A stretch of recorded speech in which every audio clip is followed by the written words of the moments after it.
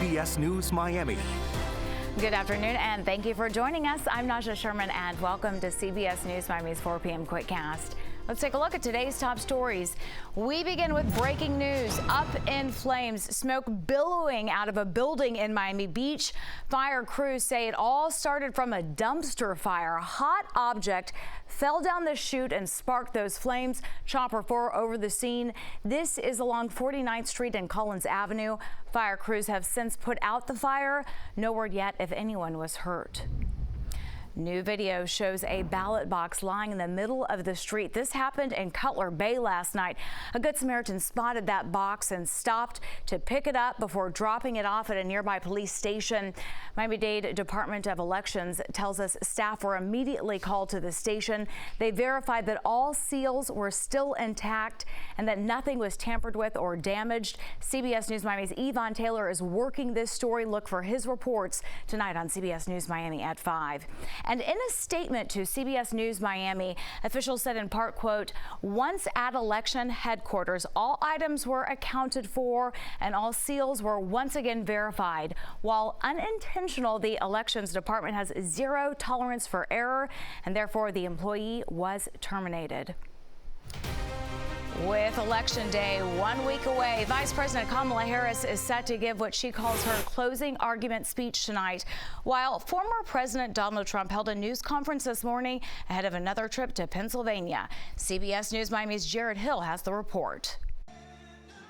Former President Donald Trump spoke to reporters at his Mar-a-Lago estate in Florida Tuesday morning, as the latest CBS News poll shows the race is a dead heat. We're the party of common sense and we're the party of fairness. Trump heads to Allentown, Pennsylvania, home of a sizable Puerto Rican community. His visit comes as his campaign continues to face criticism for a joke a comedian made at Sunday's Madison Square Garden rally, calling Puerto Rico a floating island of garbage. Trump did not address the controversy. I don't think anybody has ever seen anything like what happened the other night at Madison Square Garden. The love in that room. It's the final day of voting in Pennsylvania, here in Beaver County, which is a Republican stronghold, where Democrats are hoping to peel away votes. Officials are expecting a big turnout. What made you vote for Donald Trump? His policies, his strength, his experience. This Democrat in Pennsylvania tells us it's about Trump's character. I don't think that he has any business being in politics. If you're going to be a leader, lead. Be an example for the children. In Michigan Monday, Vice President Kamala Harris urged supporters to vote early. This is going to be a tight race until the very end. So we have a lot of work ahead of us. Tonight, the former prosecutor delivers what she's calling her closing argument on the ellipse. It's the same spot where former President Donald Trump made his January 6th speech. Jared Hill, CBS News, Beaver County, Pennsylvania. And here at home, former President Donald Trump addressed a crowd of supporters today. CBS News Miami's Ted Scouten has more on what he had to say. The former president was an hour and 20 minutes late. Now, this was originally billed as a way to address the media. Clearly, though, was to address his supporters. There's just 1 week left until Election Day. For the most part, he stayed on point, talking about immigration, the economy, as well as drug cartels. Today, I'm announcing that for the first time under my administration, we will be seizing the assets of the criminal gangs and drug cartels. And we will use those assets to create a compensation fund to provide restitution for the victims of migrant crime, and the government will help in the restoration. The president has a very busy travel schedule this last week of campaigning. He'll be going to Allentown, Pennsylvania tonight for a rally, then hit several swing states, including North Carolina, Wisconsin twice, as well as Nevada. At Mar-a-Lago, Ted Scouten, CBS News Miami. Vice President Kamala Harris selected a symbolic location for the final major address of her campaign.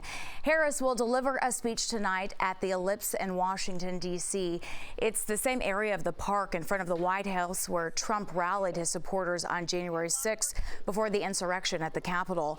Her campaign says Harris will urge the nation to, quote, turn the page towards a new era away from Trump. And make sure that you join us next Tuesday, Election Day. We're going to have extensive extensive live team coverage on all the key races on air and online. We will also have a special edition of CBS News Miami starting at 4 p.m., followed by CBS News Miami at 5 and 6. And then at 7, America Decides who will be the next president of the United States. Live CBS News coverage all night long here on CBS Miami. We will also be tracking all our local races on the CBS News Miami stream. You can find us on CBS News Miami on Pluto TV and the CBS News app. Always alerting, always tracking. This is Next Weather. And taking a live look outside, a nice shot, but we had some gusty winds and isolated showers across South Florida today.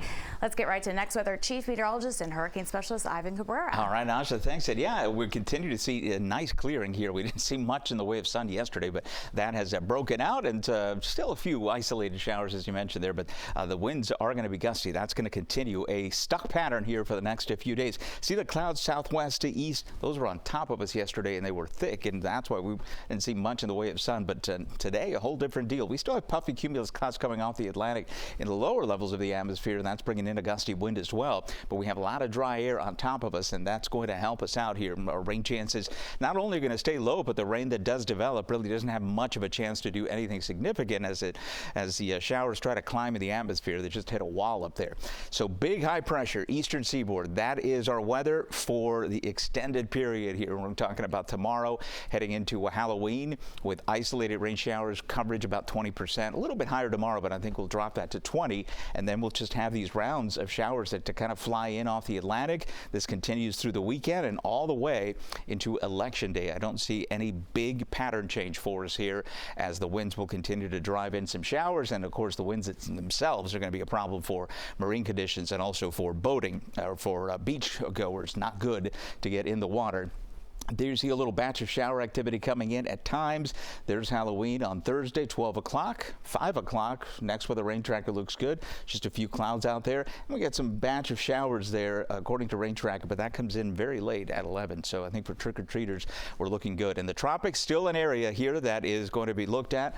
National Hurricane Center still has us at 40%. It'll probably stay at 40% for a while until we start getting some kind of development. The models really just, there's absolutely no agreement. Some take it west and into Yucatan, some go east, something that we're just going to have to watch and babysit here for the next few days and see where this eventually develops, if it develops, and how strong it becomes. You can see the rain, though, associated with it already impacting the islands as we head in through Monday. So again, as I mentioned, rip currents are going to be high. Look at the waves now breaking 4 to 6 feet. Don't want to be in the water with that. And small craft advisories, of course, these are posted now through Thursday, probably continuing into Friday as well, with very rough conditions out there.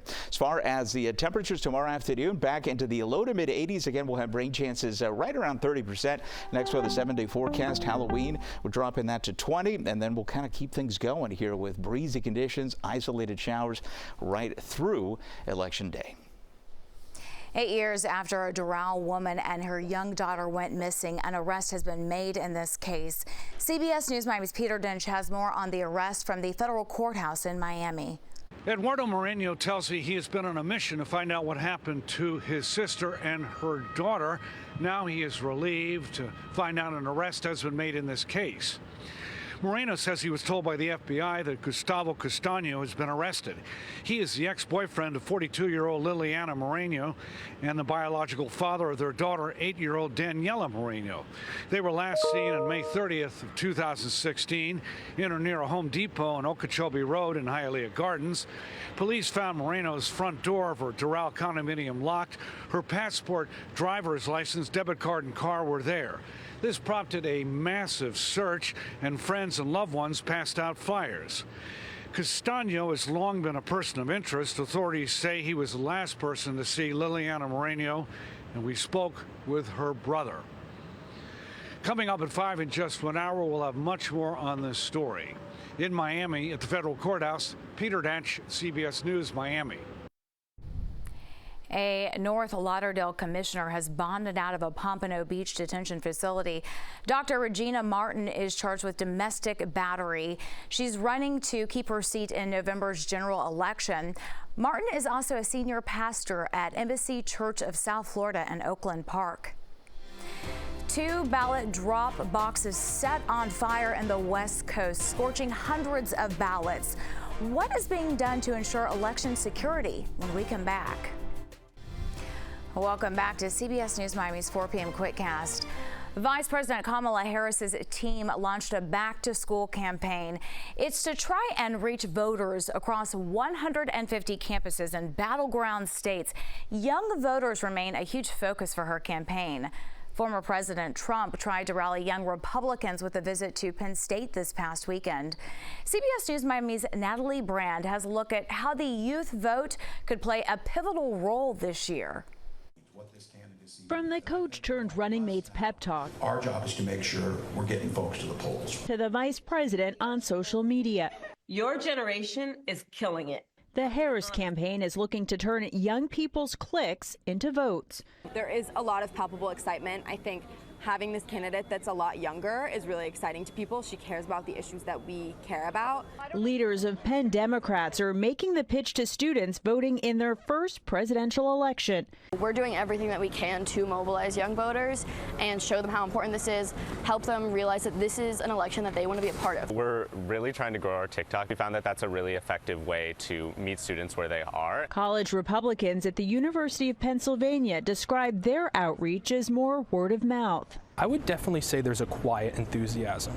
Back to that point about Republicans being afraid to voice their issues. And say they're supporting Trump based on his record and policies. I don't love his personality. I would never want him to be my friend or like a father figure or a mentor or anything like that.